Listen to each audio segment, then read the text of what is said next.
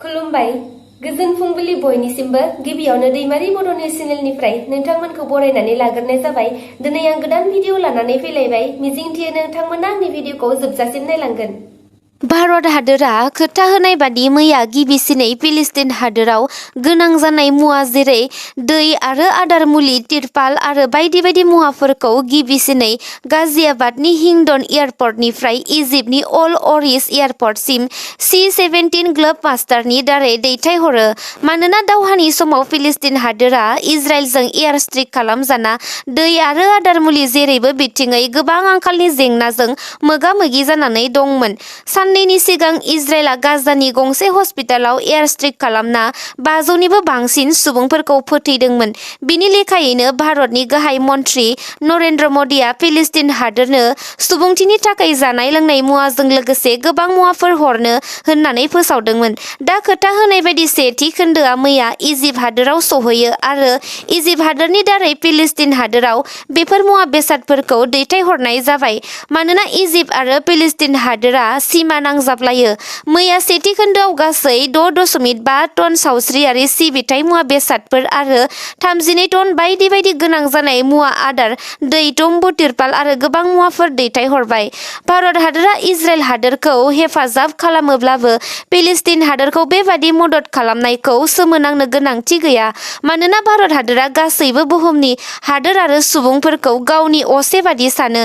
बेखायनो बे दावहानि सिगां भारत हादोरा रासिया-इउक्रेन दावहायाव रासियाखौ हेफाजाब खालामदोंमोनब्लाबो इउक्रेन हादोरनोबो बेफोरबादि मुवा बेसादफोर हरनानै मदद खालामदोंमोन। मोनथिनो मोननाय बादिब्ला दिनैसिम इजराइल आरो हामासनि गेजेराव जानाय दावहायाव सा 6,000सो सुबुंफोरा जिउ गोमाबाय। दुलाराय बर' फरायसा आफादजों खुंफुंजानाय देग्लाय 2023 मायथाइनि 8थि सेन्ट्रेल टेलेन्ट सार्च एग्जाम थामहिनबा मिरु रोंगौथि सायख' आनजादा खुंफुंजानो थांगासिनो दं।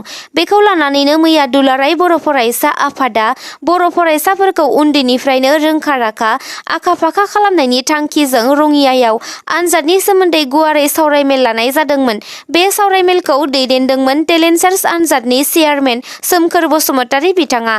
बे सावरायमेलाव गोथौ आरो गुवारै नायबिजिरनानै देग्लाय 2023 मायथाइनि 8थि मिरुआरि रोंगौथि सायख' आनजादखौ फैगौ 17 दिसेम्बर खालारखालि खुंफुंनो थाखाय थि खालामनाय जाबाय होननानै फोरमायो।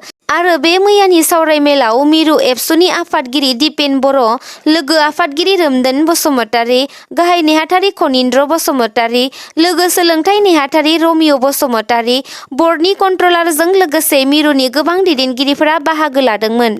सनितपुर आरो बिश्वनाथ जिल्लानि गं 41 गामिफोरा बिटिआरआव हाबबाय होननायनि सायाव गिबि खेबै BKWAC नि गाहाय मावफुं सोद्रोमा मिहिनेश्वर बसुमतारी बिथाङा बुंनाय बादिब्ला सनितपुर आरो बिश्वनाथ जिल्लानि गं 41 गामिफोरखौ बिटिआरआव हाबबाय होननानै फोसावदोंब्लाबो आरो आसाम केबिनेटआव थांखि लादोंब्लाबो नाथाय दिनैसिमबो आसाम रायजोनि गभर्नरजों फोसावजायाखै।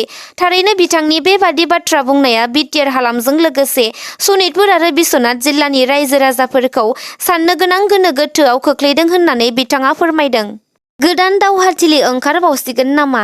जाय समाव रासिया इउक्रेन आरो इजराइल फिलिस्तिननि गेजेराव दावहाया सोलिबाय थादों, बे समावनो आरोबाव दावहानि थाखाय थियारि जादों करियाननि पेनिनसुलायाव। नाथाय बे दावहाया थारैनो जामारोब्ला बुहुमा जोबस्रांनायनि लामायाव आवगायलांगोन। मानोना फारसेथिं दं किम जं उन आरो गुबुन फारसेथिं दं आमेरिका। गंनैबो हादोराव एटम बम दं। जेराव किम जं उनआ दावहाया जामारोब्ला एटम बमखौ हगार हरगोना रोखा। साहा करियानि लिडार किम जं उनआ जथाय हादोर आमेरिकाखौ एटम बम थामहिनब्ला गुनद्रासायारि बमजों गावफ्रुनायनि हुमखि हरदों।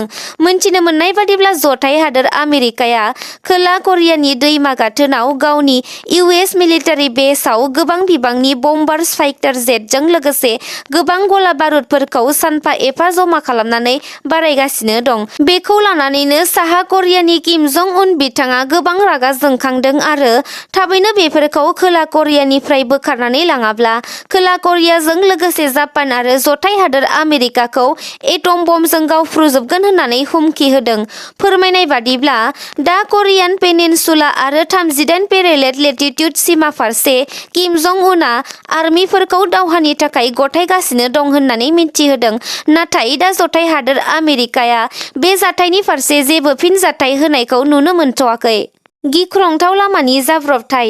बाक्सा जिल्ला सालबारिनि सिङाव थानाय हासरायाव मोनाबिलि समाव मटर साइकेल आरो स्कुटिजों मोगा-मोगि सौग्रावलायनाय जाथाय जादों। बे जाथायाव रुपहि बागमारानि 60 बोसोर बैसोनि सुबेर बसुमतारी होननाय सासे सुबुङा गोब्राब थासारिजों जोखोम जायो आरो बिथांखौ बरपेटानि फाखुरिदिन आली आहामेद देहा फाहामसालियाव लांनाय जादोंमोनब्लाबो जिउ गोमायो होननानै मिन्थिनो हादों। गुबुन फारसेथिं आरो मोनसे जाब्रबथायाव बे एखे ओनसोलावनो हासरा एलपि फरायसालि खाथियाव एमटि बाइक आरो केटिएम बाइकजों सौग्रावलायो। बे मोखांजों मोखां मोगा-मोगि सौग्रावलायनायनि जाउनावनो जायगायावनो जिउ गोमादों 19 बोसोर बैसोनि दैमा बसुमतारी आरो 17 बोसोर बैसोनि सुजित बसुमतारीया। फोरमायनाय बादिब्ला सुजित बसुमतारीया गिबियाव जिउ गोमायाखैमोनब्लाबो फखरुद्दीन आली आहामेद देहा फाहामसालियाव जिउ गोमाहैयो आरो बिखौ लोक्षी बाजार लांदांपारानि होनना मिन्थिनो हादों। बे एखे ओनसोलावनो साथाम बर' सुबुंफोरा जिउ गोमानायखौ लानानै ओनसोलनि रायजो-राजाफोरा गिखांनाय फोरमायदों। मिसिं अलिम्पिक खेलानि थाखाय सायख'नाय हाबाफारिया जागायफिनबाय। मैयानिफ्राय दिनैसिम साननैनि हाबाफारिजों जनाइनि आबदानि गेलेग्रा फोथाराव टिएमपिके एबा ताकाम मिसिं परकिं केबांनि बानजायनायाव मिसिं अलिम्पिक खेलाखौ खुंफुंदों। बे मिसिं अलिम्पिक खेलाखौ मिसिं बाने केबांनि गाहाय नेहाथारि राजु मेडकाया बाहागो लानानै बेखेवना होयो। मिसिं हारिनि माहारियारि आफाद टिएमपिके आफादा 6 सिडुएल ओनसोलनि थाखायल' नङा, गासै हादोराव मोनसे मोजां सुबुंखान्थि दानायनि मिजिंजों बे मिसिं अलिम्पिक खेलाखौ खुंफुंदों। बेजों लोगोसे बिथांमोना गोबां गामिनि गोग्लैसोनानै थानाय लाइमोन सेंग्रा-सिख्लाफोरखौ बे मिसिं अलिम्पिक खेलायाव गेलेहोनानै जिल्ला आरो मिरुनिफ्राय सायख'नो थांखि लादों।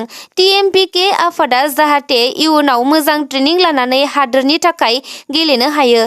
बे सायख'नाय बादायलायनाय हाबाफारियाव गासै 15 आनसलिकनि 16 बोसोरनिफ्राय 19 बोसोरसिमनि हौवासा आरो हिनजावसाफोरनि सायख'नाय बादायलायनाया मैयानिफ्राय दिनैसिम सोलिगासिनो दं जाहाथे मिरुनि जानो गोनां 27, 28 आरो 29 अक्ट'बर खालारखालि जनाइनिनो पबा गेलेग्रा फोथाराव बाहागो लानानै मिरुनि मिसिं अलिम्पिक खेलायाव देरहासार जानो हायो।